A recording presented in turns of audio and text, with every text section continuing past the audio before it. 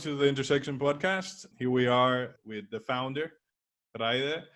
And Joe, the way we try to do this is like you introduce yourself, you tell us a little bit about yourself, where you come from and what you're doing, and we pick up the conversation from there. So take it away. Tell us.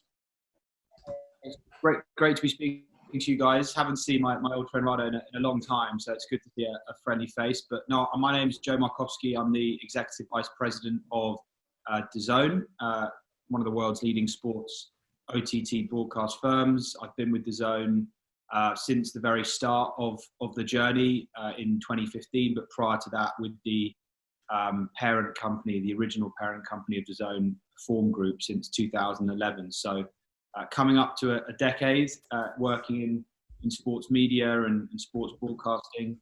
I met Ray at the very start of that journey a long time ago now, when we were both a bit younger and with a bit more of a spring in our step. But it's great to be catching up and speaking to you guys today. Looking forward to it. So Joe, actually let's start there. When and where we met. To frame that, around that time I was working full time with Euroleague, and Perform was one of our providers. So what was the task that Joe 2011 were in charge of back then?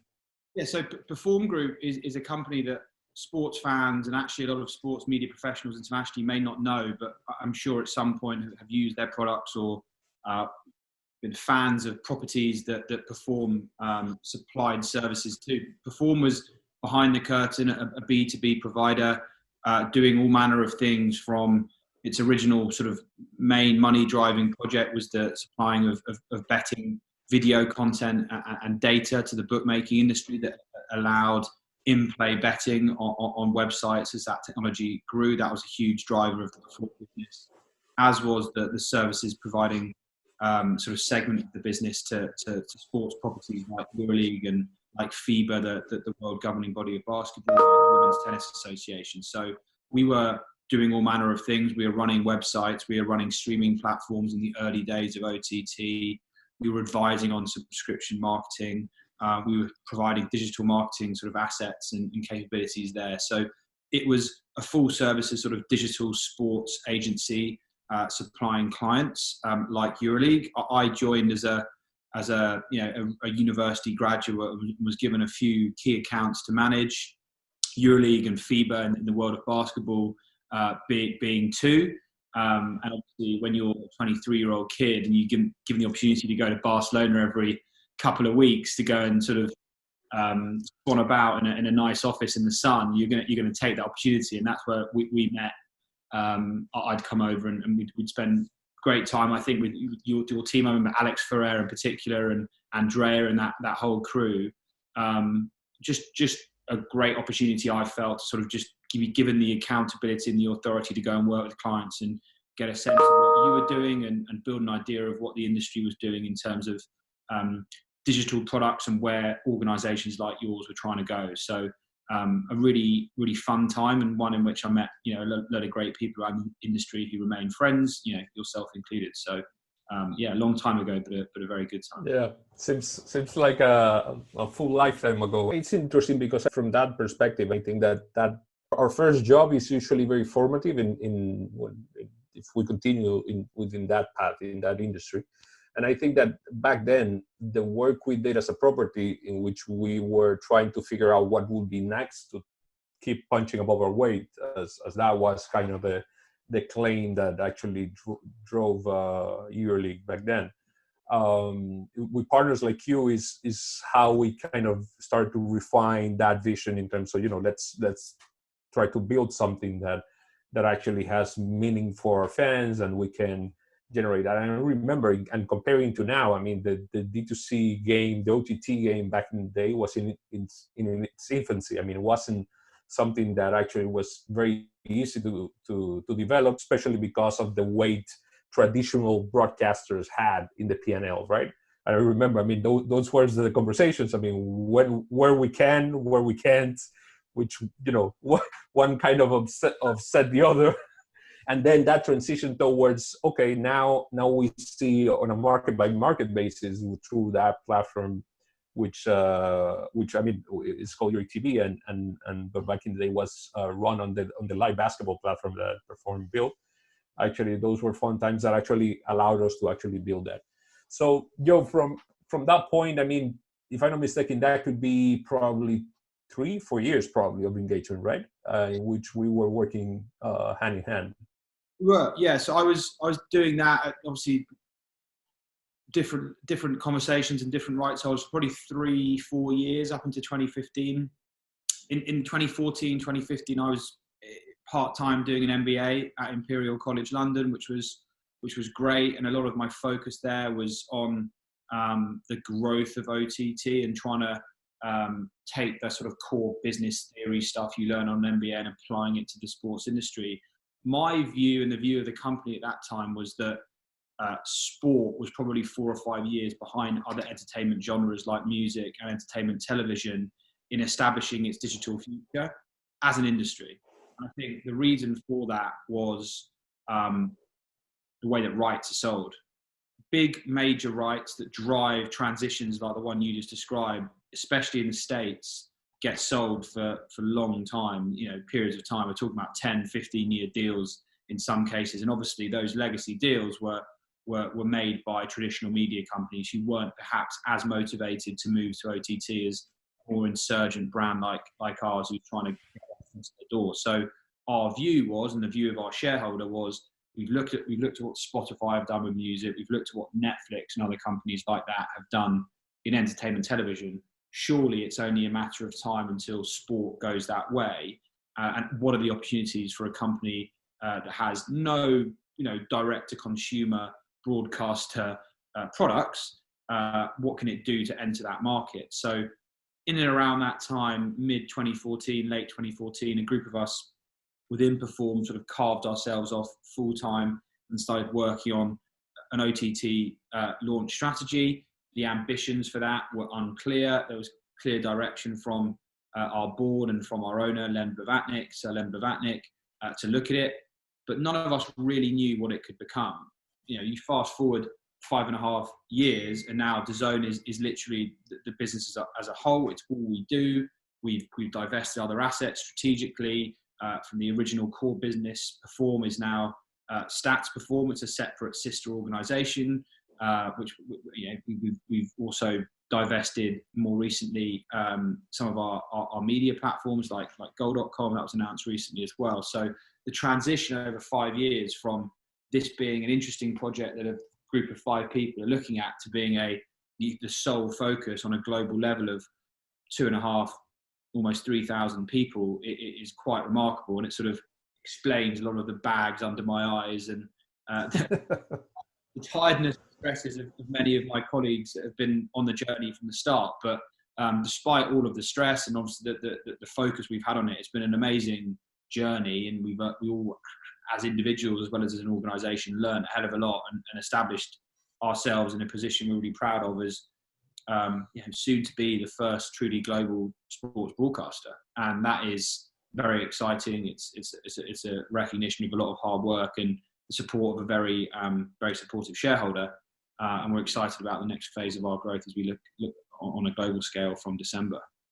Yeah, and actually we'll touch on that briefly. But the transition toward what's the zone actually wasn't something that is more usual than not actually in sports, which is, let's go big or go bust, right? I mean, you actually were very methodical in the selection of the markets in which you will deploy. And actually, it seems like you took your time to, I wouldn't call it a test, but actually to mature that model. Yeah. Then to jump into the next evolution of Western Europe and Mexico. So, and has something to do with your own path and career and the steps that you took, right?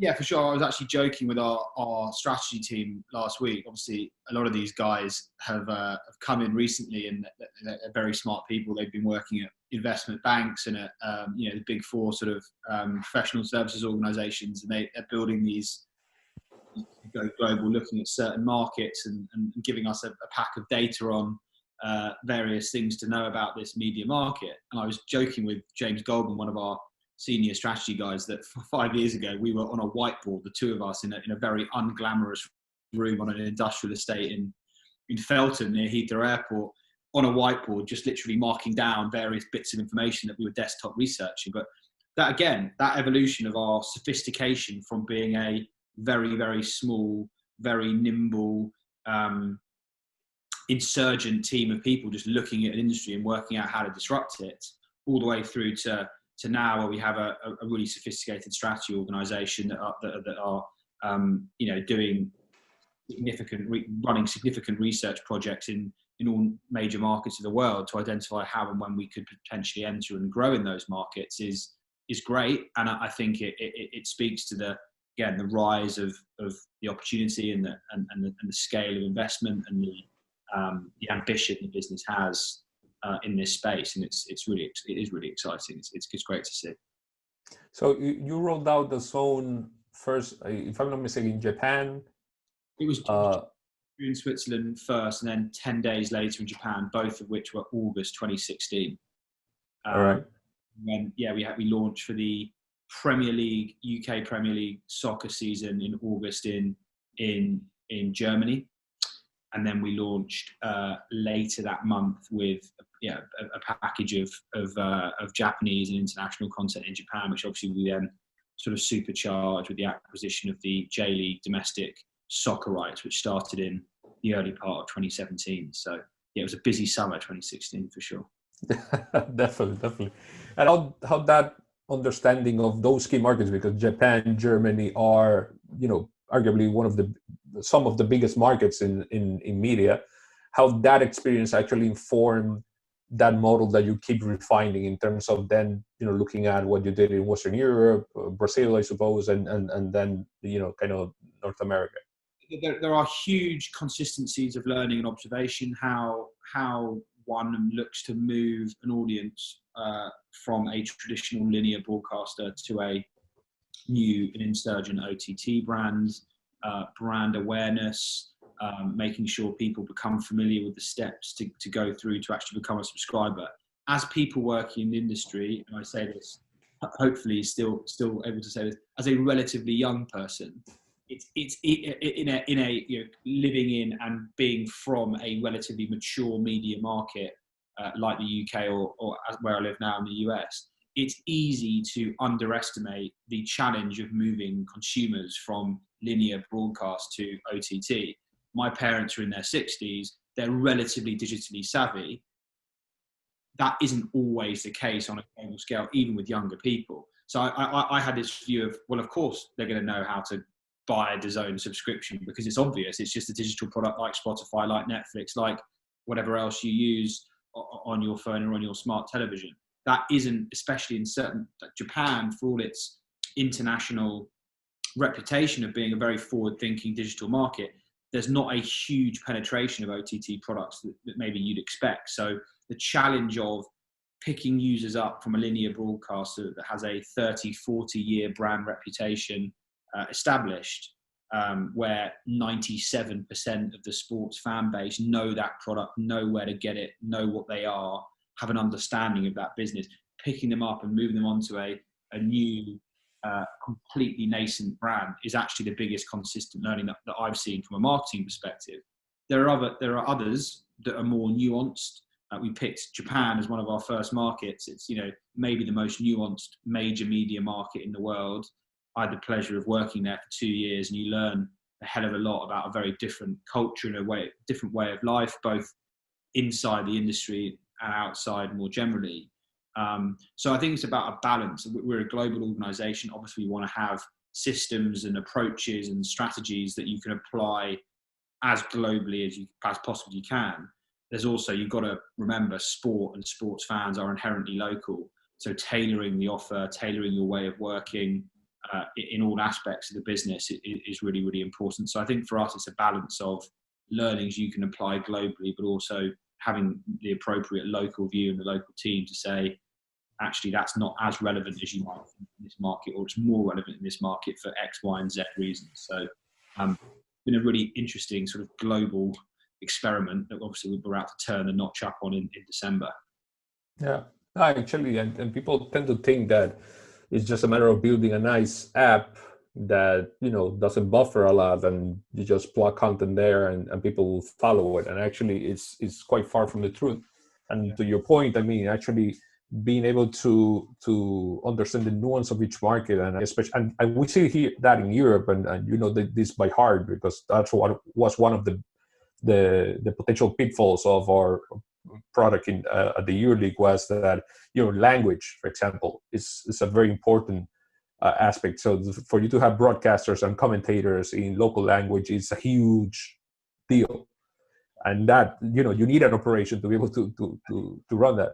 Completely agree. And you know what, a lot of people would say, have asked me, what are the biggest learnings? You've completely shifted the business focus from B2B services provider to D2C. It's a completely different business.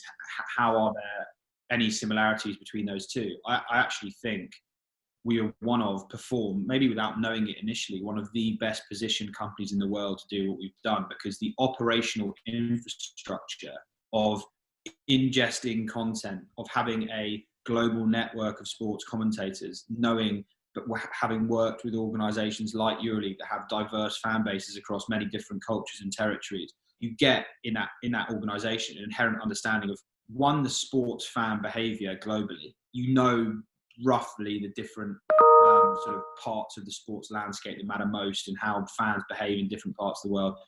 But crucially also, you have an operational infrastructure that allows you to ingest content and pump out content in different languages in high volume at very high quality broadcast levels. That is no small feat, and there have been lots of big organizations that have suffered the consequences of not taking that seriously enough. And often you get people saying, "Oh, nice to see so and so competitor fall over at the weekend." And you're like, no, absolutely not, because we are as an industry, the OTT industry is in this transition phase from linear broadcast, where the technology is going to take time to ensure latency is, you know, at a linear HD sort of level, the stability of playback, the quality of app development.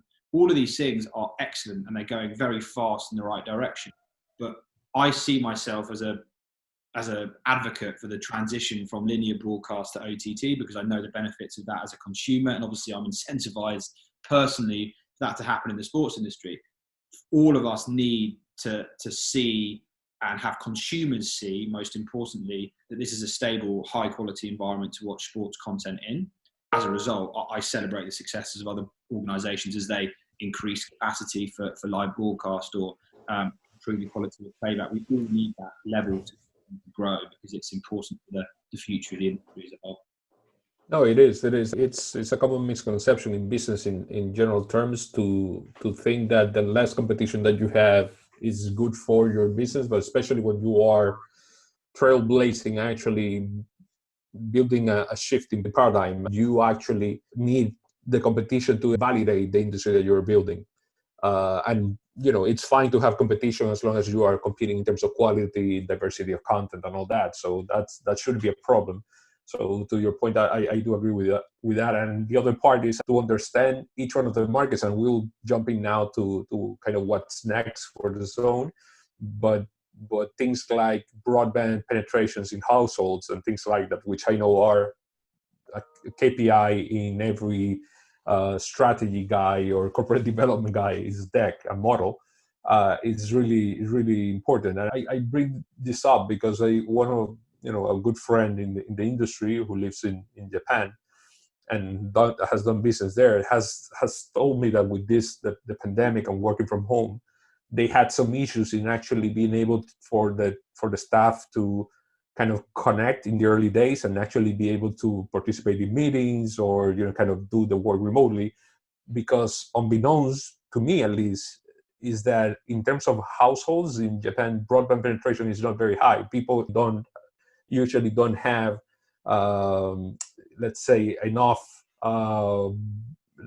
bandwidth to be able to work from home, and usually people are at their offices and their desks actually working. So it's not a culture that is actually made for that part of that evolution. not just in Japan. I mean, even in Czech Republic, where we have a fairly good infrastructure when it comes to terms of this type of connectivity and so on. The first few weeks of the pandemic, I mean, I'm talking about late March. It was a pain for most companies to keep everybody connected and without dropping off and so on. So imagine, since you're working from home, the use of the Netflix and Primes and all these other platforms as well rose up. Becomes a luxury. Yeah, and it's just we actually called several times to our providers because we were having issues. Yeah, it's interesting. There's obviously different things. Japan is culturally obviously extremely different to many other major markets of the world, right? And they have a beautiful culture that's just different to the way that we in Western Europe and the States live our lives, right? The household behaviours are very different. The way of working is very different. I'd say I wouldn't be overly surprised that the shift in Japan to working from home would be more difficult than in other parts of the world, because there is that sort of rigidity and formality to Japanese business culture that is extremely respectful of hierarchy and being close to your boss and having his or her feedback into your way of working is a very important part of Japanese business culture. So it doesn't overly surprise me. I've been, in the 4 years we've been operating in Japan, obviously most notably the 2 years I spent living there, I was always impressed by how high quality the Japanese internet infrastructure was actually. Out and about, 4G on the street. You never. I live in New York City. The connectivity in New York isn't great on a cellular level, right? And that's always surprised me. In Japan, the infrastructure quality is so high. It runs as smoothly as their train system, right? Everything's on time. You're loading, content and data packets very, very quickly.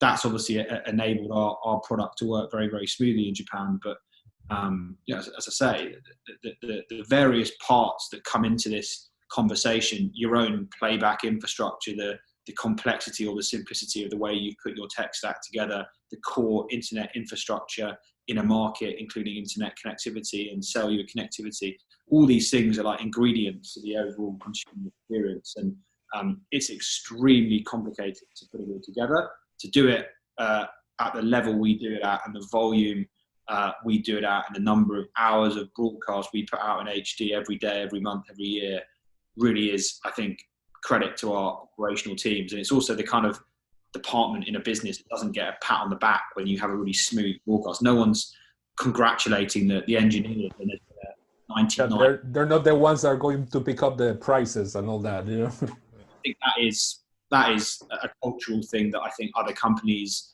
in the tech industry, maybe not the sports industry, do a lot better than us as a sports company, right? So we are definitely making, as a management team, a concerted effort to recognise the quality that these guys operate at, and it's important to do so because, to retain good talent in that space, obviously you need to recognise their excellent work, and we are starting to do that more and more, which I'm happy about. So jumping now to present term, I mean, how has it been for Joe and the company in the US in these almost 3 years that you've been in the market and actually living over there? Yeah, so great opportunity personally to come and head up our North American business. I arrived in March of 2018.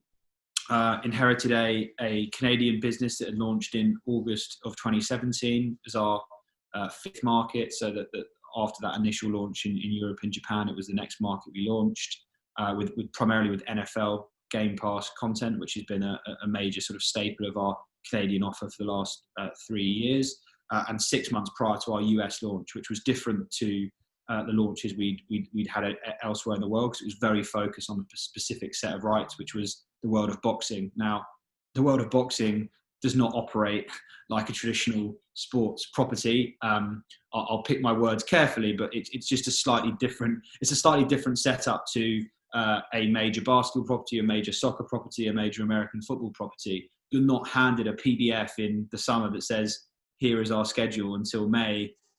Manchester United, Chelsea on the 15th of November. You can build your marketing campaigns around that month in advance. The whole thing is on a fight-by-fight basis. You're trying to stitch together a schedule of content. You're working with an interesting collection of characters, boxers themselves, their managers. It's not a centralized organization. It doesn't benefit from having a central governing body. So on a personal level, finding myself going from being a sort of, floppy head, slightly posh English public school boy, being thrust into this world of professional boxing and being sort of the main representative of DAZN in these conversations was much to the amusement of my family and friends, who sort of saw me sat on these press conference tables getting abused on the internet by boxing trolls. That was all quite amusing to everyone, and myself included. So I've learned a hell of a lot.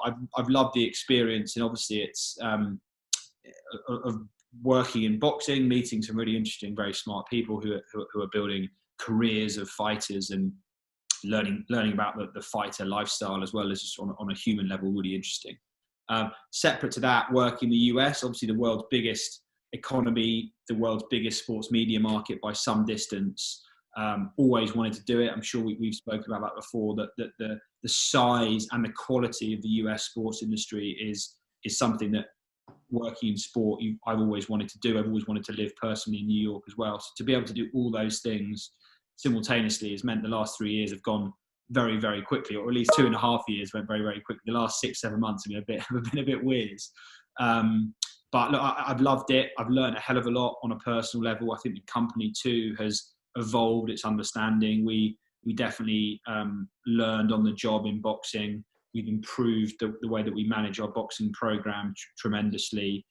We've taken a few shots, to use a boxing analogy, but I think that's to the benefit of the company now. And obviously, as we look towards the next phase of our growth, all of the learnings we've taken from the US and specifically on boxing are now going to be applied as we launch our global platform that we announced last week. The idea is that we take the core content offering that we have primarily for the US until now, we take that on a global basis. We use that as the content vehicle, as well as our sort of operational and technical capabilities, to lay a foundation globally with our app, making it available in 200 plus markets and territories of the world, including the Czech Republic.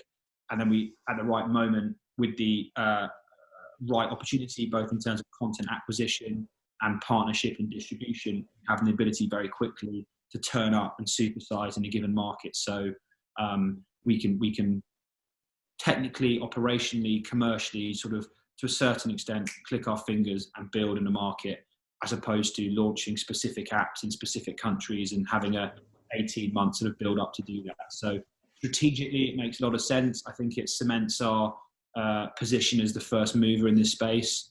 I don't think people quite recognize that there aren't many broadcasters full stop in the world that have a global output.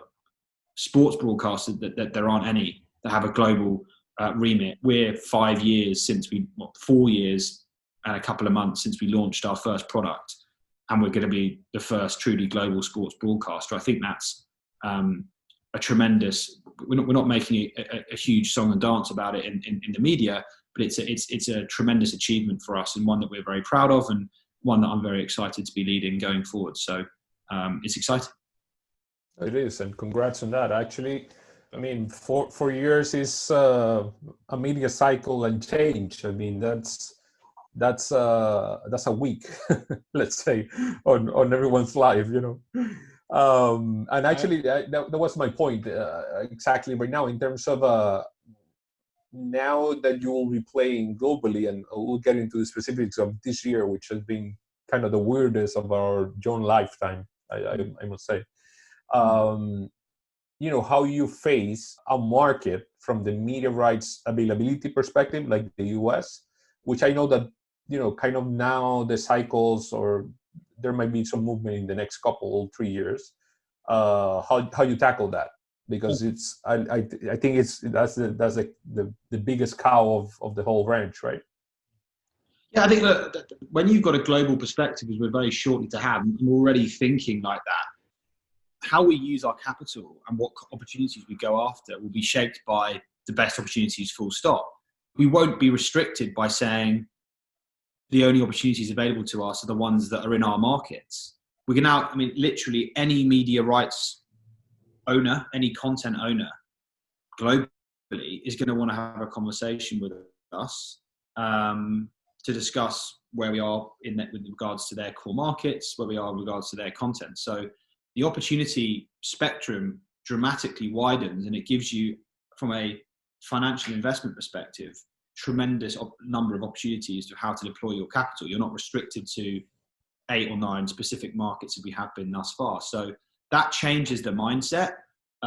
It allows us to be, it gives us a greater spectrum opportunity to bring returns to our investors, which is ultimately the end game, right? We need to be delivering value and building a business that meets their expectations and ultimately drives them return on their investment. So that is going to be the focus for us. It would be inappropriate and far too early for me to discuss opportunities that we're going to look at, but they're going to be opportunities on a global scale, because we're going to have the capability of quickly ramping and ramping to a high quality in terms of product and production and marketing very quickly in any market of the world. So the incoming we expect and are already starting to see from content owners, from production houses, from telcos, from operators around the world is there already. And we're excited to digest and manage that incoming to make the best decisions onwards in terms of use of our capital. Cool. So actually, now you mentioned that, there's now a trend. I'm mostly a sponsorship guy, a brand partnerships guy. There's now a trend actually that is picking up on OTT and direct to consumer, that to actually add that the advertising component and the brand partnership component into the offering the platform as branded content or whatever it may be, as a way of actually giving alternatives to the user base to actually have a subscription-based model or an advertising-based model, right? What's your take on that from an industry insider perspective, and in general, if that could be part of the roadmap?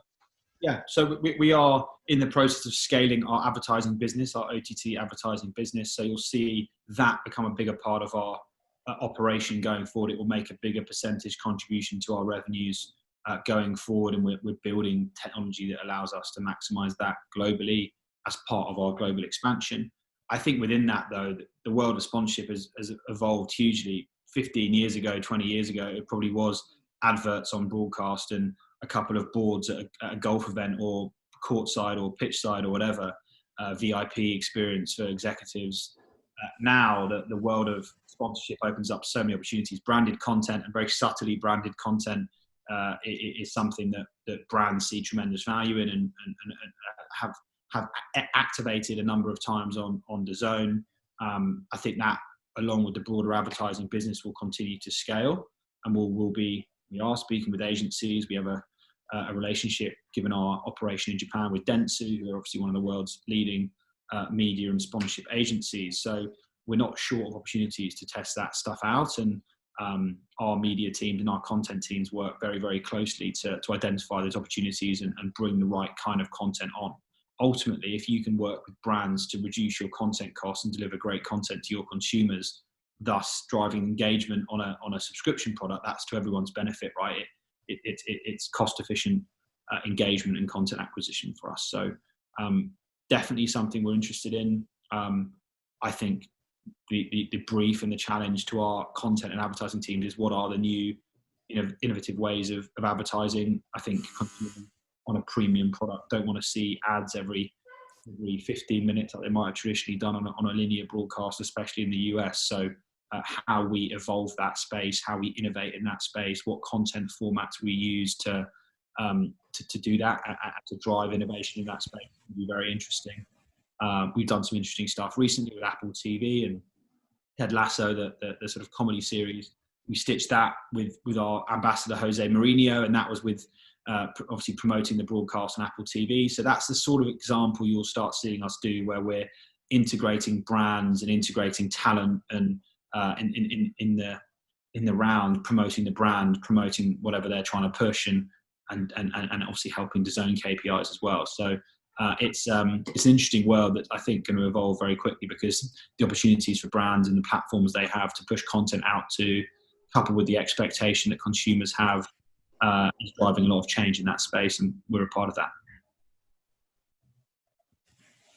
Excellent. I think we're approaching the hour, so to kind of wrap up a little bit.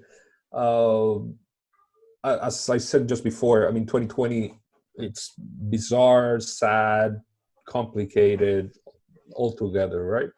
How was it for you guys in terms of the platform in the markets that you operate currently, and how this baseline of this year actually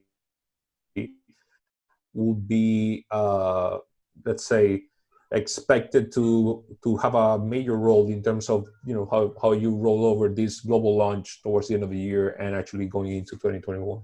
Yeah, look, I mean, for everyone in sport, I'm sure everyone in your network, it's been a tough year. End of February, early March, we all had to react very quickly to an ever-evolving situation. I remember thinking, having friends of mine in the medical space saying 12 weeks, it will be over soon.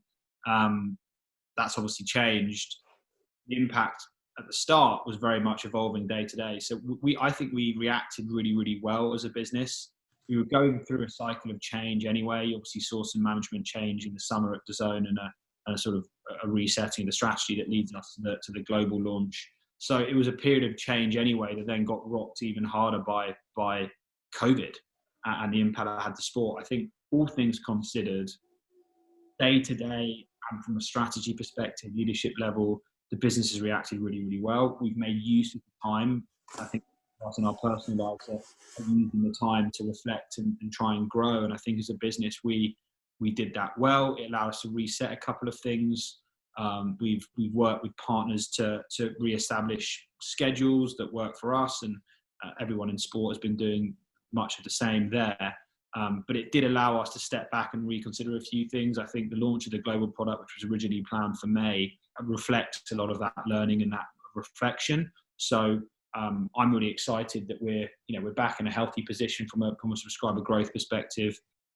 The recapture of subscribers was successful in our key markets, with the Premier League and European soccer leagues coming back and then restarting. We saw great success recapturing those subscribers who maybe left earlier in the year when the future of sport wasn't clear. So we've bounced back well, and now we're sort of positioned well for growth. And I think 2021 is going to be really interesting from an industry perspective, but also for us. Where can we, as we look at that global platform, where do we start turning up? Where do we direct our attention? We're going to be surprised, I'm sure, by some markets in terms of what we learn positively from launching in December. But yeah, using that data, using that market experience to direct our growth in the medium term is going to be the real focus for us going forward. And I think all things considered, we stand in a pretty good position to do that going into 2021. So that's exciting for us.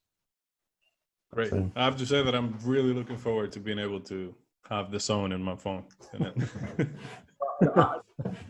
The tricky thing for me is going to be how as an executive you spend you use your time to monitor the output in 200 plus countries using your sort of internal VPN solution. Is going to be very, very we're going to have to work out a way of doing that. But look, it's exciting. We're very encouraged by the feedback we're getting from the launch announcement, and we've got a huge six-figure number of fans who've signed up in all corners of the world just in the last 2-3 years, expecting DAZN and wanting DAZN to come to their market. So we've got a base of eager fans to go and interact with globally, and you being one of them in the Czech Republic. We hope there are many, many more, and we know that there are around the world. So for sure, we look forward to launching in December. For sure. Oh, excellent. I don't know if you have anything more, Luis, but I think that's I had one other question that I wanted to ask. It was answered before I even asked it, so I don't need to. Well, look, guys, I appreciate it. That's what you get with this type of relationship. I mean, we kind of know what's happening. Telepathic. But look, I appreciate it. Thanks for the time, and look forward to catching up in person soon. Awesome. Definitely. Whenever is allowed, I think is a beer is due. So either New York or Barcelona can take any of the two. Let's hope it's 2021. Definitely. Let's hope so. Catch you on the next one, man. It was a real pleasure, Joe, to listen to you. I'll speak to you. Stay safe, man. Thanks very much. Bye.